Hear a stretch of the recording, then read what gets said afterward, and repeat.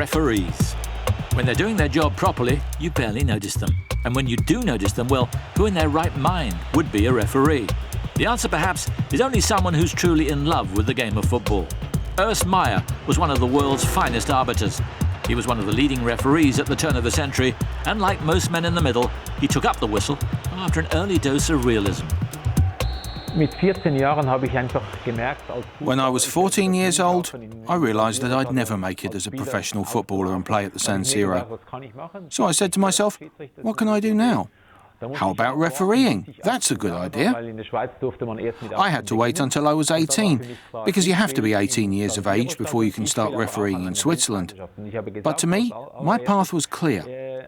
I wanted to go to the San Siro Stadium, and I also wanted to be at a World Cup. When I started with refereeing, I met a woman who asked me what my goal was, and I said, my aim is to be a football referee at the 1998 World Cup. I said that 21 years before. I said I'd wanted to be there, and then I was there, at that particular World Cup. Meier joined the FIFA list in 1994 and realised his dream 4 years later in France. And of course, being Swiss, his complete neutrality was unquestioned, which meant he was selected for perhaps the most politically charged match of the tournament, the group game between the USA and Iran.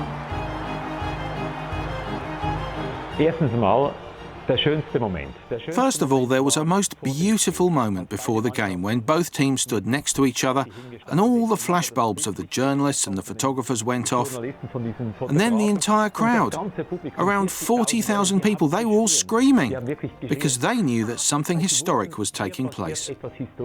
A match that was saying something to the world. We want peace. We want to play football. We want to get on with one another. It was a very special moment before this match. That was the first thing.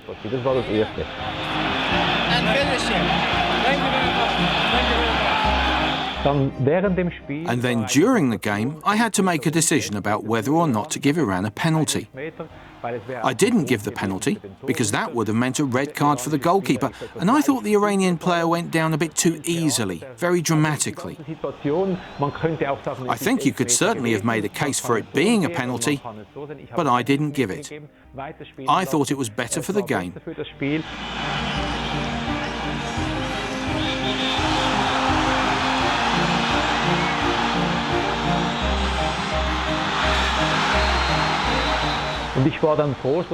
I was happy that Iran won 2-1, with one of Iran's goals being a very close offside call. My assistant, Laurent Rauzis, a super assistant, let play continue. He made the correct decision, and Iran won 2-1. There was no more discussion about the penalty. It was a wonderful match, and the teams played each other in the best of spirits. At the end of the year, FIFA gave the Fair Play Prize to both teams, so it was all fantastic. I think we got a lot of things right that day.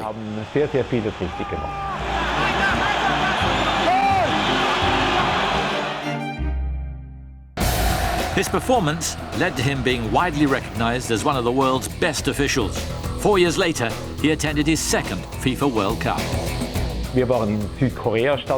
We were stationed in Korea, and the discipline of these people, with crowds of 2, 3 or 4 million watching matches, that really fascinated me.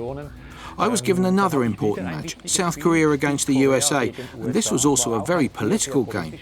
It's something people in Europe don't really grasp. South Korea against the USA is always very political. I was the referee for this match, and then I refereed the semi-final. And of course, it was the biggest and most important game I ever had. South Korea versus Germany. It was also a very important game. It was a controversial occasion too, in that his yellow card for Michael Ballack led to the German skipper missing the final. But tough decisions are all part of a good referee's job.